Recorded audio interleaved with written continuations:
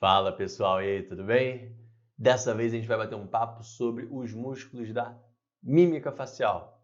Vamos lá? Os músculos da face, ou músculos da mímica facial, eles são muito semelhantes, por exemplo, aos músculos da mastigação. Possuem origem, inserção e função. Só que enquanto a função dos músculos da mastigação vai ser movimentar a mandíbula, os músculos da mímica facial, eles têm como função principal a movimentação da pele da nossa face. Para quê? Para a gente conseguir expressar alguns sentimentos através das movimentações da nossa face. Então, sim, o ser humano ele consegue se expressar emoções, expressar sentimentos através da face, como com a movimentação dos músculos da mímica facial. Sabendo disso, eu entendo que, voltando lá naquele conceito de origem e inserção, origem é o ponto que não se move ou se move muito pouco durante a contração muscular, e inserção é o ponto que se move bastante. Se eu tenho músculos na minha face e esses músculos precisam mover a pele da face para fazer uma mímica facial, eu entendo que a inserção desses músculos normalmente vai ser na pele da face, em alguma região de pele. E por isso esses músculos são chamados de músculos dérmicos, de músculos superficiais, porque eles precisam ser tão superficiais ao ponto de se relacionar com a pele da nossa face. Certo? Os músculos da mímica facial, eles são inervados pelo nosso sétimo par craniano, que é o nervo facial. Então, se eu tiver algum comprometimento de nervo facial, dependendo da localização do nervo que está comprometido, eu vou ter um comprometimento desses músculos, da função desses músculos. Pode ser aqui mais na parte superior, pode ser mais na parte de terço médio ou na parte de terço inferior ou em metade da face. Vai depender da porção do nervo facial que está comprometido. Falando do primeiro músculo, eu tenho o músculo occipito frontal. Algumas pessoas costumam achar que são músculos diferentes, frontal e occipital. Não são. É um músculo só, chamado occipito frontal, e esse músculo tem dois ventres. Mesma forma que o digástrico tem dois ventres, um anterior e um posterior, esse occipito frontal ele tem dois ventres também. Um ventre frontal e sim um ventre occipital, mas eles fazem parte do mesmo músculo. Onde a origem desse músculo occipito frontal vai ser aqui na região mais posterior da cabeça, na região de protuberância occipital, que é uma pequena elevação lá na região occipital. Esse é o ponto de ancoragem dele, é o ponto de origem. Enquanto o ponto de inserção vai ser aqui, ó, na pele, próximo à raiz do nariz. A professora, ele fica ali só na raiz do nariz? Não, ele pega a pele de boa parte dessa região frontal. Para quando for ocorrer a função desse músculo, ele vai da inserção, que é aqui na pele da raiz do nariz, e boa parte da região frontal também, até a origem, na região occipital. Então, ele vai fazer esse movimento durante a sua contração. Ele vai tracionar a inserção em direção à origem, como nós vimos no conceito de musculatura. Tá? Então, ele vai elevar a pele dessa região. E quando a gente eleva a pele dessa região, o que acontece? A formação de uma série de rugas dinâmicas. O que são rugas dinâmicas? Rugas que surgem conforme a gente ativa uma musculatura. Nessa região, então, vai ser uma área de interesse de estudo para quem vai trabalhar, por exemplo, com toxina botulínica, porque a gente sabe que muitas pessoas se queixam dessas rugas que se formam com a contração do músculo occipito frontal e com a contração de diversos outros músculos da mímica facial. Então, sim, quem pretende trabalhar ou quem já trabalha com toxina botulínica precisa de fato saber muito bem a anatomia dos músculos da mímica facial, não só onde está localizado o seu determinado músculo, mas também a sua origem e a sua inserção, para você entender bem a função daquele músculo e para você conseguir trabalhar bem com a toxina botulínica, não só repetindo pontos, não só repetindo técnicas que você viu em determinado local, mas para você sair da receita de bolo e conseguir falar, não, esse ponto eu posso fazer um pouco mais para cá, esse ponto eu posso fazer um pouquinho mais para lá. Nessa região, pô, tô vendo que é um músculo maior, eu tô vendo que é um músculo com uma maior quantidade de fibras, é um músculo com maior hiperatividade, eu posso de repente trabalhar com uma quantidade um pouquinho maior de toxina botulínica. Isso tudo vai depender do seu conhecimento sobre os músculos daquela região. Beleza? Então, o músculo occipito frontal, ele se origina na protuberância occipital e se insere na pele, na região do nariz. A função dele é elevar essa pele da fronte. Beleza?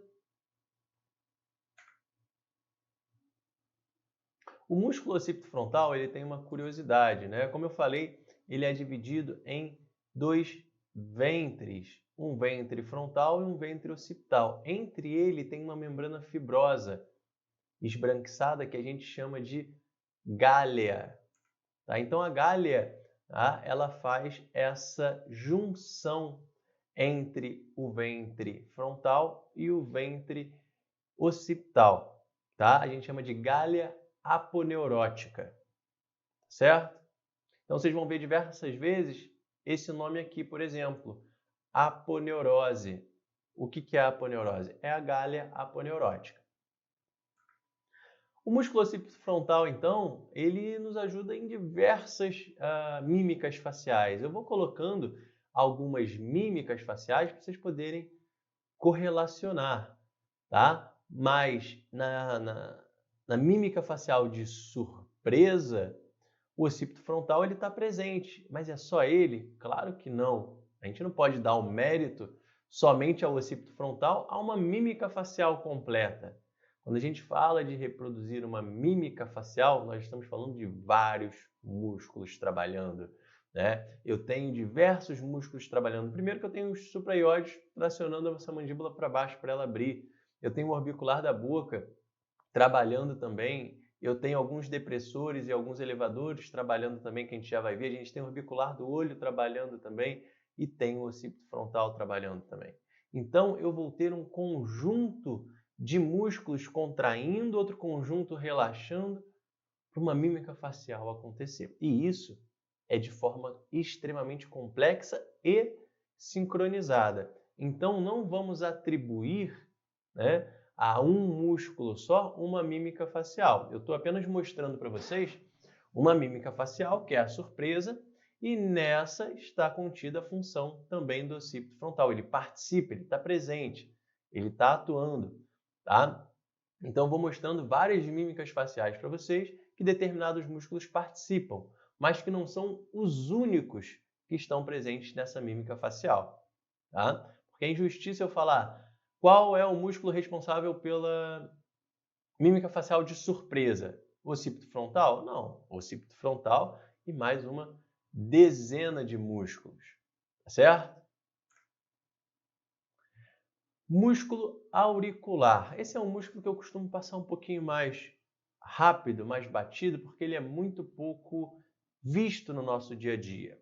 Eu tenho um músculo auricular dividido em três, né? Uma parte anterior, uma parte posterior e uma parte superior. Os três vão ter origem numa determinada região da gálea.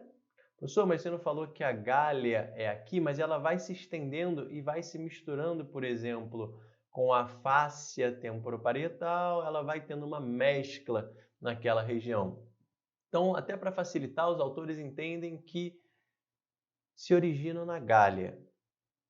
E a inserção é na pele, na região da orelha. E a gente não vai mais chamar de orelha, a gente vai chamar de pavilhão auricular. Resumindo, esse músculo ele se divide em três pequenos músculos e os três se originam na gálea aponeurótica e se inserem na pele da região do pavilhão auricular. Qual é a função desse músculo? Esse músculo tem como função movimentar o nosso pavilhão auricular. E como é algo que não utilizamos com frequência, é um músculo que costuma ser muito atrofiado na maioria das pessoas. Algumas pessoas conseguem fazer esses movimentos, mas não é algo que vá mudar a nossa expressão facial, não é algo que seja um superpoder, né? É algo que não interfere muito no nosso dia a dia. Até por isso que muita gente tem essa musculatura bem atrofiada e não consegue executar esses movimentos. O orbicular do olho. O músculo orbicular do olho, esse sim é extremamente importante. O orbicular do olho, ele está ao redor das nossas pálpebras e possui três porções. Claro que 3 porções com diferentes funções. Vamos entender. O orbicular do olho, ele tem uma porção palpebral, que é essa porção que está mais próxima das pálpebras. Uma porção orbital, que é essa porção que está mais distante das órbitas. Então, aqui por fora, porção orbital. Aqui mais coladinho nas pálpebras, porção palpebral. E ainda tem uma porção chamada de porção lacrimal. Vamos entender uma a uma. Primeiro, porção palpebral e porção orbital. Qual é a função da porção palpebral? Fechar os olhos levemente, ou seja, unir as pálpebras levemente. E qual é a função da porção orbital? Unir as pálpebras forçadamente. Como assim, professor? Vamos lá. Se você está com muito sono, deitou para dormir, você une as suas pálpebras levemente para você poder dormir. Qual a região do músculo orbicular do olho que vai estar trabalhando quando você for deitar para dormir e unir as pálpebras levemente? A porção palpebral. Ela vai se contrair para unir as pálpebras levemente. Vamos mudar o panorama. Estou dirigindo. Estou lá dirigindo meu carro e está um sol danado no meu rosto.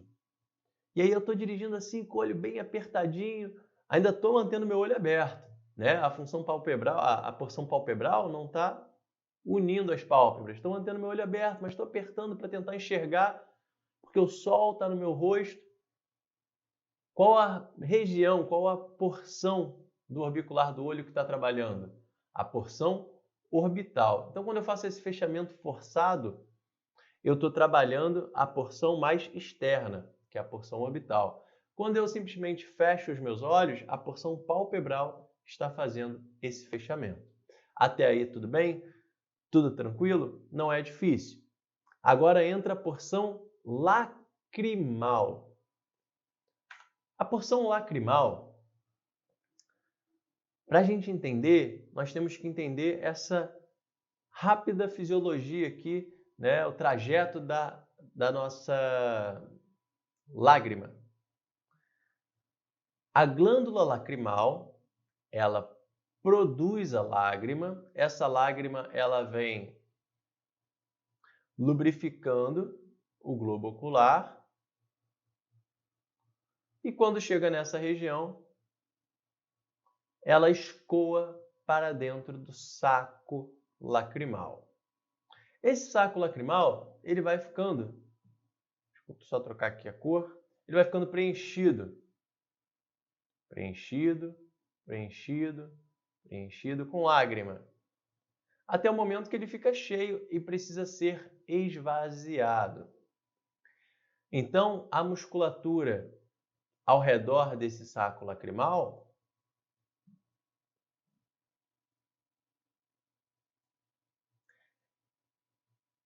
ela comprime o saco lacrimal para que essa lágrima seja ejetada e o saco lacrimal fique vazio. Então, para a gente entender, Existe uma musculatura ao redor do saco lacrimal que aperta ele para poder escoar a lágrima. Essa lágrima escoa para onde? Para dentro da cavidade nasal. Mais especificamente, lá no meato inferior da cavidade nasal. Então, lágrima produzida, lubrifica o globo, é escoada para o saco lacrimal. Que fica, saco lacrimal, a gente viu lá no bate-papo de maxila, né? Ele fica ali naquela fossa lacrimal, entre crista lacrimal anterior e posterior, fica bem acomodadinho ali, naquela transição de maxila para osso lacrimal. Quando ele está cheio, a musculatura comprime e ele esvazia. Que musculatura é essa? É a porção lacrimal do músculo orbicular do olho. Então, por isso que é muito comum, para a gente poder entender, né, quando a pessoa está chorando, o que acontece? Aumenta a produção de lágrima ao ponto de encher muito rápido esse saco lacrimal. E aí a lágrima começa a escorrer porque não consegue mais drenar para o saco lacrimal, porque ele está cheio. Captaram isso?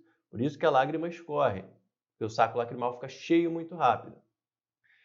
Quando a pessoa está chorando, é muito comum ela apertar os olhos chorando.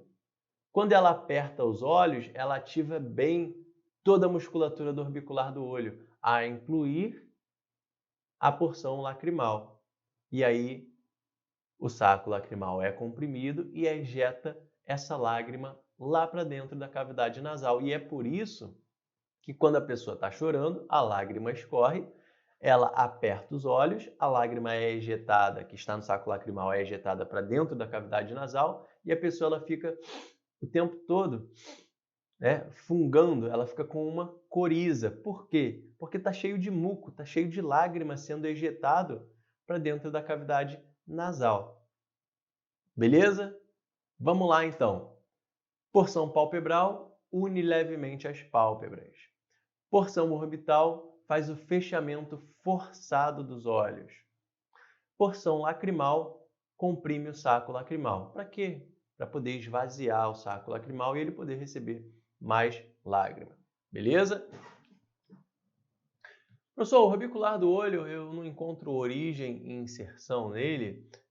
Isso é um pouco contraditório na literatura, mas muitos autores entendem que quando um músculo ele é orbicular, ele não tem exatamente um ponto de origem e de inserção.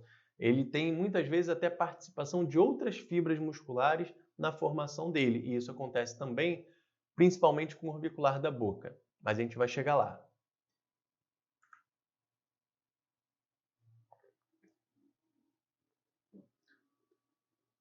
Paciente que sofre uma paralisia facial, por exemplo, paciente que recebeu um trauma nessa região, e esse trauma ele foi tão importante ao ponto de comprometer o nervo facial. Quando esse trauma compromete o nervo facial, algumas musculaturas, dependendo da altura que esse nervo foi comprometido, algumas musculaturas podem estar sem receber a inervação que deveria. E aí o que acontece? Uma paralisia facial, porque o nervo facial não está conseguindo fazer a função dele. Opa! Então, colocando o vídeo aqui de novo para vocês, só apagar aqui. Olha lá.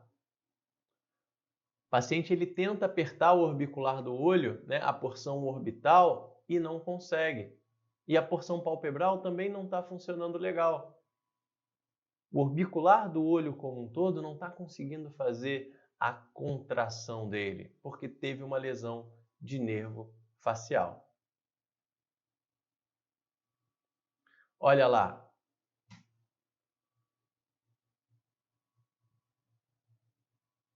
Mas a paralisia facial dele é só na porção superior? Não é. Olha aqui o paciente tentando movimentar a boca, só um lado que move. Os músculos da região inferior da face também pararam de receber inervação do facial.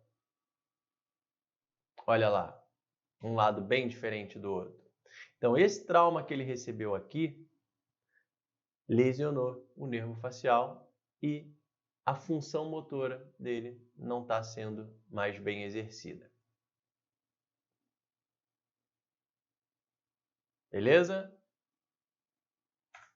Corrugador do supercílio. O corrugador do supercílio, ele vai ter a sua origem no processo frontal da maxila, aquela região da maxila que está indo de encontro ao osso frontal, né? E a sua inserção aqui na pele do supercílio. O que vai acontecer? Já que a inserção vai de encontro à origem, quando acontecer a contração muscular, ele vai tracionar para baixo e para o centro esse supercílio. Por isso que eu estou dizendo para vocês, entendam onde é a inserção e entendam onde é a origem, que vocês vão entender a função daquele músculo. Tá certo? Então ele vai abaixar medialmente a sobrancelha. Ele vai tracionar para baixo e para o centro. Em contrapartida, eu tenho um músculo chamado prócero. E o prócero, ele já está aqui, ó, bem na linha medial mesmo. Então o prócero, ele está se originando no osso nasal e a inserção é na pele entre as duas sobrancelhas. Qual vai ser a função dele? Olha lá, inserção em direção à origem. Ele vai abaixar as sobrancelhas. Então, o prócero e o corrugador do supercílio, eles trabalham em conjunto. Quando eu tenho uma expressão, por exemplo, de raiva, eu tenho prócero. É o prócero que faz isso aqui, pessoal? Não. Esse é o corrugador. O corrugador do supercílio, ele abaixa e traz para medial. Enquanto o prócero, em vermelho, abaixa. Olha como que fica até uma linhazinha aqui de tão abaixado que está a pele nessa região. Então, eu tenho dois corrugadores e um prócero trabalhando, que normalmente são utilizados principalmente nessa expressão de raiva, né? Essa expressão de quem está aborrecido com alguma coisa. Dois músculos, três na verdade, né? Porque são dois corrugadores e um prócero. Um conjunto de músculos que trabalham em prol de uma expressão. Só eles estão trabalhando nessa expressão? Claro que não. Eu tenho vários músculos. Tem músculo aqui, músculo aqui, músculo aqui. Tem uma série de músculos trabalhando para acontecer essa expressão facial. Prócero e corrugador do supercílio são alguns deles. Beleza? O que a gente precisa entender agora é que os corrugadores abaixam, trazendo para o centro, para a medial, e o prócero abaixa. Músculo nasal. O músculo nasal, ele é dividido em duas porções. Uma porção transversa e uma porção alar. Alar, professor? Calma, vou chegar lá. O que é a porção transversa? Porção transversa é essa porção aqui, ó, que está deitada em cima do dorso nasal. Ela está aqui assim, ó. Ela está transversa no dorso nasal. Ela está horizontal. Beleza? A porção transversa, ela vai ter origem na face anterior da maxila. Agora vocês estão começando a pegar as pecinhas do quebra-cabeça lá da osteologia da maxila para a gente poder encaixar aqui. Por isso que as aulas de osteologia são extremamente importantes. Porque se eu falo face anterior da maxila e a gente não abordou isso, nossa, ia ser um caos, né? Quando eu vou falando sobre a osteologia, eu vou o tempo todo, né? Na verdade, quando eu vou falando sobre a musculatura, eu vou o tempo todo abordando a osteologia. Beleza? Então, face anterior da maxila é o ponto de ancoragem, é o ponto de origem, e a pele do dorso nasal é o ponto de inserção. Então, ele é transverso, vai de um lado ao outro. Eu digo que ele se origina aqui na face anterior da maxila e a inserção dele vai ser na pele desse dorso nasal. Tá certo? Enquanto a porção alar, por que o nome é porção alar? Quando eu digo que um animal ele é alado, significa o quê? Que ele tem asas. Beleza? Então esse termo alar se refere à asa. E essa região aqui nós chamamos de asa do nariz. Certo? A asa do nariz possui uma cartilagem da asa do nariz, que chama-se cartilagem alar. Então, por isso que tudo que se relaciona com essa região, a gente diz que é uma cartilagem alada. A gente diz que é uma porção alada ou uma porção alar. Beleza? Então, a porção alar é a porção que está relacionada à cartilagem da asa do nariz. Então, a origem também é na face anterior da maxila e a inserção é na cartilagem alar. É a cartilagem da asa do nariz. Olha o formato dele aqui, ó, da asa do nariz. Beleza? Qual é a função desse músculo nasal? Ele tem duas porções. O que faz? Qual o trabalho dessas duas porções?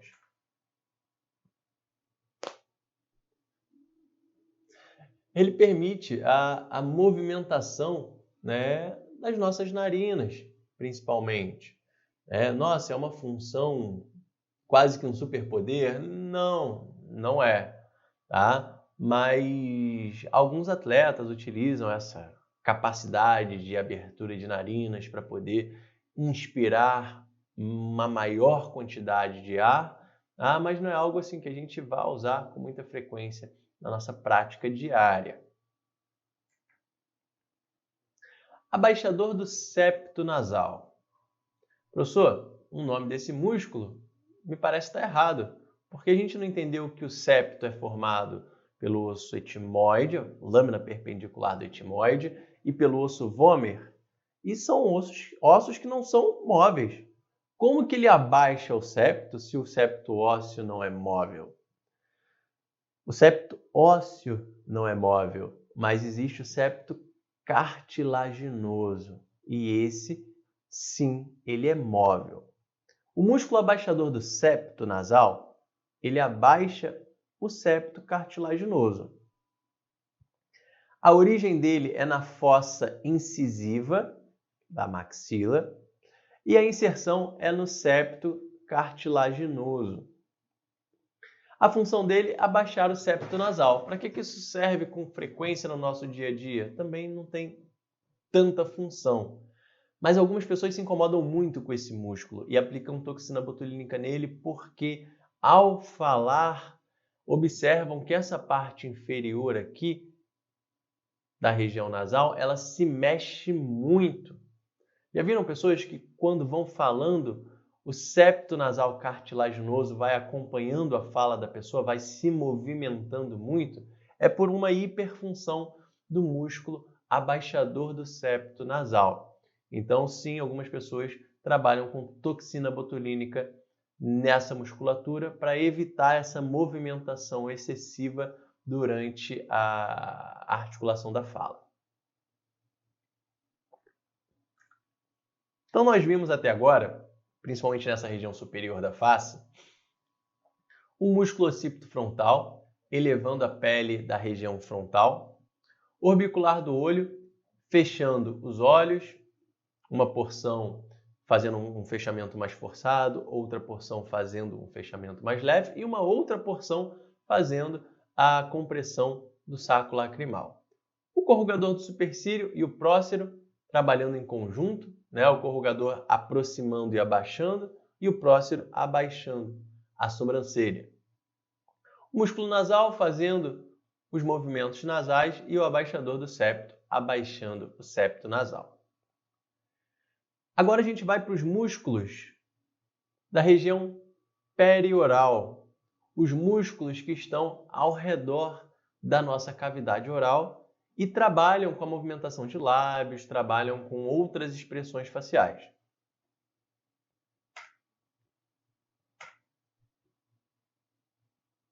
Existem os músculos o que é perioral? Está ao redor da cavidade oral. Existem os músculos periorais, que estão na parte mais superior, e os músculos que estão na parte mais inferior. Primeiro, a gente vai falando dos que estão na parte de cima da cavidade oral. Beleza? Vamos lá. Músculo levantador do lábio superior. Qual será a função desse músculo? Mesmo que eu não olhasse aqui, o nome da musculatura já me sugere que a função dele é levantar o lábio superior. Se ele vai levantar o lábio superior, aonde é a origem dele? Lábio superior. Então, quando eu sei o nome do músculo, o que eu já sei? Inserção e função. Se eu sei o nome do músculo, eu já sei inserção e função. Então, o músculo levantador do lábio superior, função, levantar o lábio superior. Inserção, lábio superior. Eu só vou precisar, basicamente, me lembrar da origem dele. A origem dele é na margem infraorbital. Se eu fizer aquele desenhozinho esquemático de novo, ó, origem, inserção, função é tracionar a inserção em direção à origem. O que vai acontecer? Elevação do lábio superior. Boa parte desses músculos que eu vou falando agora para vocês vão ser dessa maneira. Nome é igual a inserção e função. Beleza? Músculo levantador do lábio superior e da asa do nariz. Esse cara aqui, ele é um músculo que ele tem uma função mais acessória. Como assim? Vamos lá.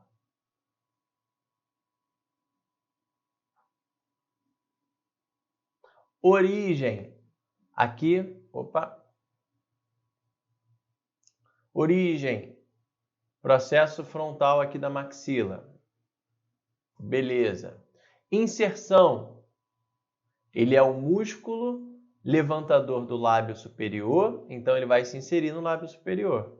E da asa do nariz, então ele também vai se inserir na asa do nariz. Até aí tudo bem, né?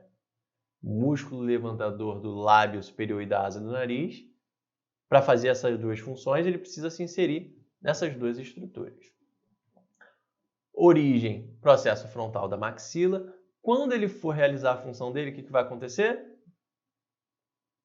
Eleva o lábio superior e eleva a asa do nariz.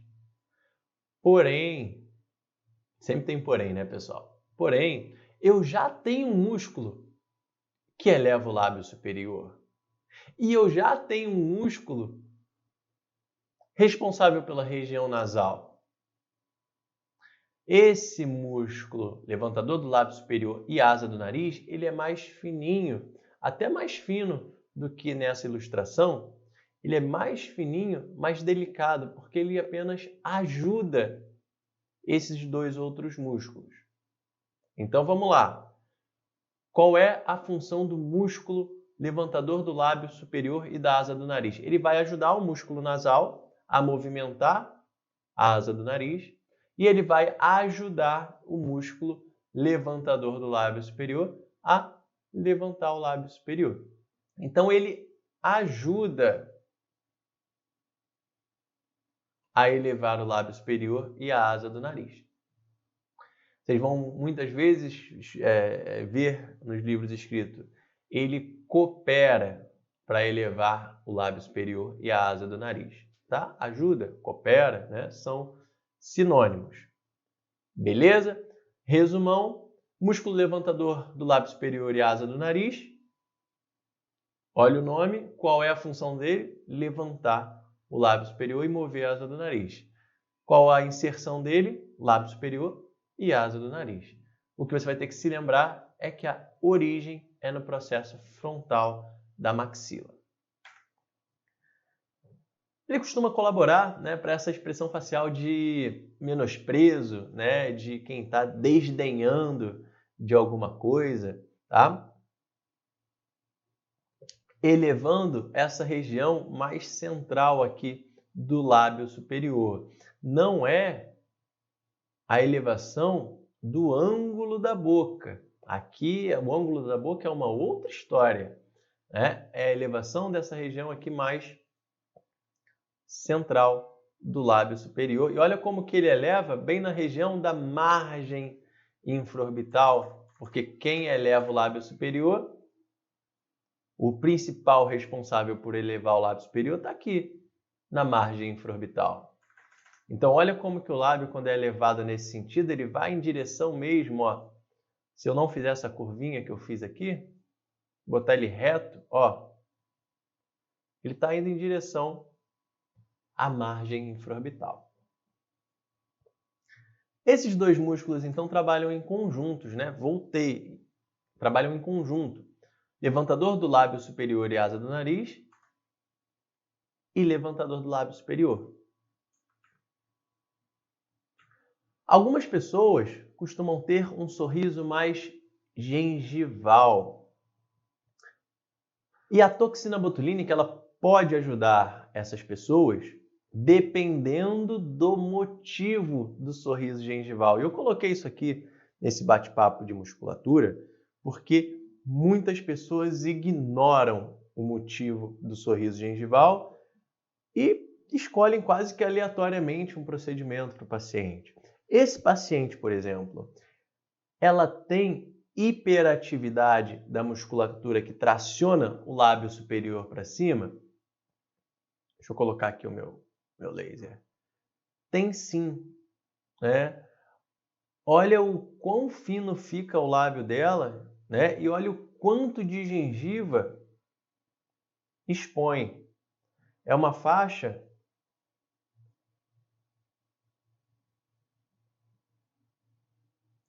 muito grande de gengiva que está exposta. Então, a toxina botulínica pode ajudar essa paciente? Pode, mas presta atenção numa coisa. Olha o tamanho da coroa clínica desse dente. Pequenininha, né? Essa paciente, ela tem um excesso de gengiva também ao redor dos dentes. Então, o motivo do sorriso gengival dela não é só a hiperatividade muscular tracionando o lábio para cima. O motivo do sorriso gengival dessa paciente é também o excesso de gengiva ao redor dos dentes. Essa paciente precisa fazer uma remoção desse excesso de gengiva, aumentando assim a coroa clínica dela. Isso aí é um assunto que se estende dentro da periodontia, mas vocês vão ver que aqui foi feito já um procedimento, né, de remoção desse excesso de gengiva. Depois que foi resolvido esse excesso de gengiva, aí sim foi administrado a toxina botulínica em alguns pontos, um pouquinho mais superior do que isso aqui, mas para anular essa força excessiva do levantador do lábio superior, por exemplo. Quando se trabalha com a toxina botulínica no levantador do lábio superior, a paciente não consegue mais ter tanta força assim para elevar o lábio superior. Então, olha como é que ficou muito mais harmônico, olha como ficou muito mais bonito o sorriso dela, com as coroas dentárias maiores, mas também com o complemento da toxina botulínica diminuindo essa tração muscular excessiva. Beleza? Professor, tem algum outro motivo para o sorriso gengival? Tem outras causas de sorriso gengival. Por exemplo, tem pacientes que são candidatos à cirurgia ortognática, né, porque eles têm um excesso vertical de maxila. Aí o problema desse paciente não é nem o lábio, que é muito tracionado para cima, e nem a coroa dentária, que é muito pequena. é o osso da maxila que é muito grande, muito alto, tá? E esse paciente ele precisa de um outro tipo de tratamento, que normalmente é o tratamento cirúrgico através da ortognática. Então, sorriso gengival não é sempre toxina botulínica, não é sempre aumento de coroa clínica, não é sempre ortognática. Você precisa avaliar o paciente e ver qual é o melhor tratamento para esse paciente, para você não sugerir, não elaborar um plano de tratamento sem fundamento e que não vai ajudar o seu paciente, que não vai resolver o caso dele. Músculo zigomático menor. Músculo zigomático menor, ele tem origem lá no osso zigomático e a inserção dele vai ser na pele do lábio superior. Como a origem é mais posterior e a inserção mais anterior, ele não vai tracionar só para cima, ele vai tracionar também para trás. Então, esse músculo, ele é um responsável por elevar posteriormente o lábio superior. Da mesma maneira que o zigomático maior, ele tem uma função semelhante. Ele também se origina no osso zigomático, só que a inserção dele, em vez de ser no lábio superior, é no ângulo da boca, bem aqui no cantinho. Então eu tenho um conjunto de dois músculos que se originam mais atrás superiormente e que vão fazer esse movimento aqui, ó, com o lábio superior e com o ângulo da boca. Então, qual o macete do nosso músculo zigomático maior e menor? O menor, ele se origina no osso zigomático e se insere no lábio superior. O maior também se origina no osso zigomático, mas a inserção dele vai ser no ângulo da boca. Esses músculos vão fazer um tracionamento do lábio superior e ângulo da boca no sentido, né, póstero-superior. Para quê?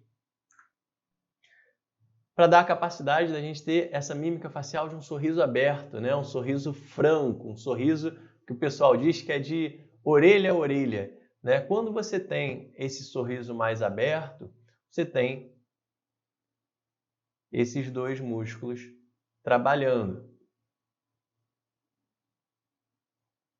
Fica um sorriso bem aberto, um sorriso realmente bem amplo quando você tem a atuação dos músculos zigomáticos. Beleza? Músculo risório. O músculo risório, ele é bem horizontal aqui. Bem horizontal aqui no canto da boca. O músculo risório, ele vai ter origem na fáscia da glândula parótida, que fica repousando nessa região, e na pele do ângulo da boca. Então, se ele tem a origem aqui atrás e a inserção aqui na frente, a tração ela é posterior. Ele traz o ângulo da boca para trás. O pessoal diz que o músculo risório ele é responsável pelo aquele sorriso mais cínico, ou um sorriso mais debochado, ou um sorriso amarelado, né? Que a pessoa faz um sorriso assim meio irônico, né? E quem usa muito esse tipo de sorriso, né, é o ator Jim Carrey. Ele passa o tempo todo dando esse sorrisinho, um sorriso meio irônico, um sorriso meio debochado, que traciona muito bem o ângulo da boca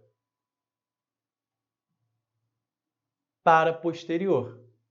Então ele utiliza muito bem o músculo risório, um sorrisinho mais forçado, um sorrisinho menos espontâneo. Você vê que é um sorriso mais debochado. Beleza? O músculo levantador do ângulo da boca. Ô professor, esse aí eu já vi. Não. Nós vimos o levantador do lábio superior. Agora eu tenho um levantador do ângulo da boca. Vamos recapitular. Levantador da asa do nariz e do lábio superior. Levantador do lábio superior. Levantador do ângulo da boca. zigomático menor, que vai até o lábio superior, zigomático maior, que vai até o ângulo da boca, risório, que também vem até o ângulo da boca. O músculo levantador do ângulo da boca, ele vai, função, levantar o ângulo da boca. Inserção, ângulo da boca. Eu preciso só saber que a origem dele é na fossa canina, porque o nome dele também já me ajuda bastante.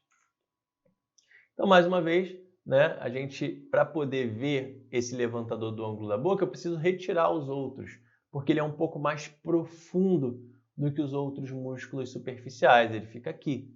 Então, eu realmente precisei tirar alguns dos outros músculos para a gente poder ver ele com tranquilidade. Agora, os músculos da parte de baixo.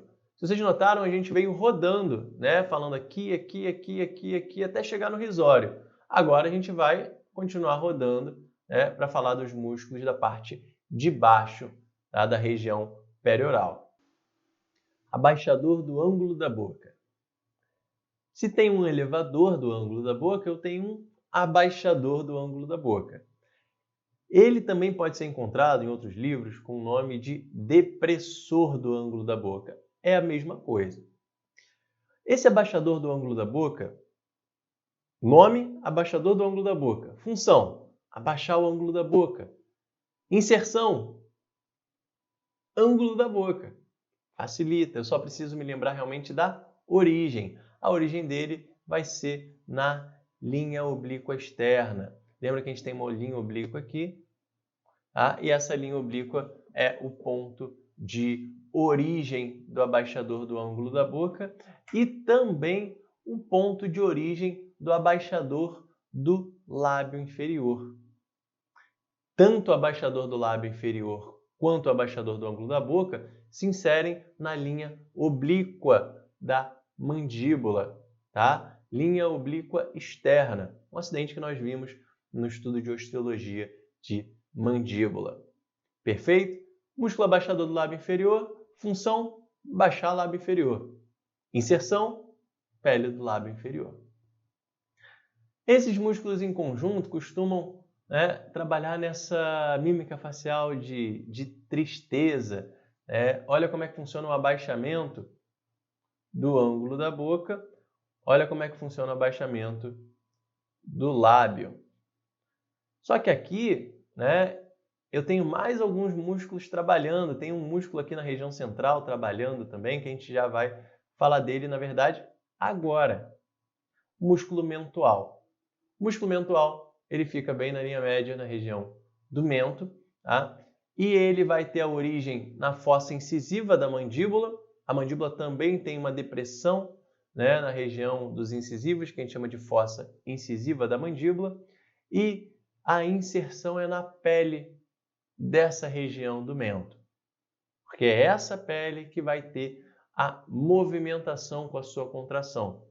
A função dele é projetar o lábio inferior. Como assim, professor? Deu uma bagunçada aqui na cabeça. Vamos de novo. Origem, fossa incisiva da mandíbula. Inserção, pele do mento. Quando acontece a contração, ele se enruga de uma tal forma que o lábio se projeta para frente. Tá? Como assim, professor? É igual na faculdade, por exemplo. Você vai lá e pergunta para o aluno: qual é a inserção e origem do músculo tal? O que ele responde para você? Sei não, professor. Faz essa cara de pobre coitado, a gente fica até com pena do aluno, mas a gente faz essa cara e... sei não. Essa cara típica do aluno é a representatividade da função do nosso músculo mentual. Lembrou do músculo mentual? Lembra do aluno respondendo a pergunta do professor, fazendo a cara de não sei não e fazendo esse beicinho. Beleza? Quando tem a contração do músculo mentual, o lábio ele é projetado para frente. Tá? Mas claro, eu tenho aqui também atuando, ó, depressor do lábio inferior, depressor do ângulo da boca e o mentual. O músculo mentual, brincadeiras à parte, a gente costuma ver com muita frequência em cirurgias, tá? O músculo mental, quando eu vou fazer uma abordagem em mandíbula por dentro da boca, eu preciso incisar o músculo mental. Eu preciso passar por dentro dele. Olha algumas fibras dele aqui. Então, eu preciso incisar ele e descolar ele. Professor, mas e depois? A pessoa fica sem a inserção muscular? Não, a gente faz uma sutura que vai ser absorvida com o tempo, uma sutura interna que vai manter esse músculo em posição. Então, em diversos acessos cirúrgicos, a gente vai precisar incisar músculos. Tem incisões que a gente faz para a pálpebra inferior, que a gente passa pelo orbicular do olho, depois a gente sutura ele de novo. Tem incisões na mandíbula que a gente passa pelo músculo masseter, um pouco abaixo, na verdade na cinta pterygomassetérica, entre o masseter e o pterigoide medial. Depois a gente sutura também. Então tem vários acessos cirúrgicos em traumatologia maxilofacial que a gente vai passar por alguns músculos. A gente vai incisar alguns músculos e depois suturá-los. Músculo bucinador. O bucinador, ele é um músculo que tem 3 origens. Deixa eu mostrar para vocês aqui, que vai ficar mais fácil de entender. Ele tem uma origem, ponto fixo, de ancoragem, na maxila, na região de molares, na mandíbula, também na região de molares, e no ligamento pterygomandibular. Então, 3 pontos aqui onde ele se ancora. E o ponto de inserção aqui no ângulo da boca. Esse músculo, ele é um músculo mais de composição, ele ajuda a compor a nossa bochecha interna, ajuda a compor, a fechar ali as paredes laterais da nossa cavidade oral. Então, ele é um músculo mais de composição.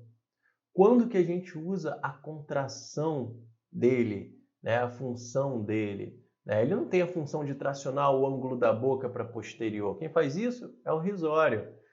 Ele fica ali mais compondo mesmo a cavidade oral. Ele pode até auxiliar o músculo risório em alguns momentos, mas a função principal de tracionar ângulo da boca para posterior é do risório. Ele vai fazer a composição. De que forma que a gente vai utilizar a contração dele? Por exemplo, quando a gente vai encher a boca com ar, ele se distende. Quando eu vou assoprar alguma coisa, por exemplo, eu vou assoprar uma bexiga, um balão de festa, que eu vou assoprar, eu preciso dele contraído para poder expulsar o ar da cavidade oral.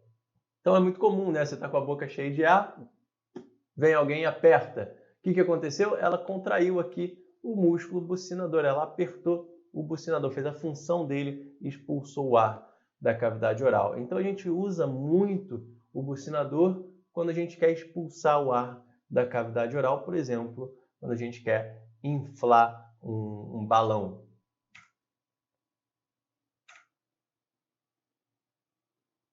Músculo orbicular da boca, caminhando agora para o nosso finalzinho. O orbicular da boca, ele é formado por outros músculos. Então, a origem e inserção dele é toda um emaranhado de músculos periorais que contribuem com as suas fibras para a formação do orbicular da boca.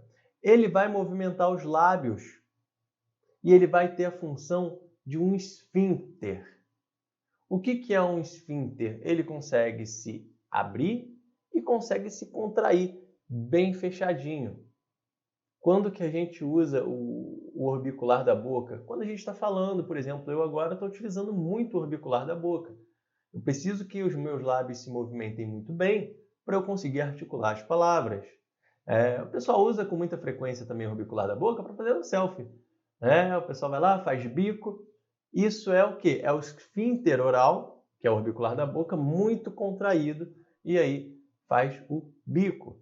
Então, abrir, fechar, contrair, movimentar os lábios, isso é função do orbicular da boca.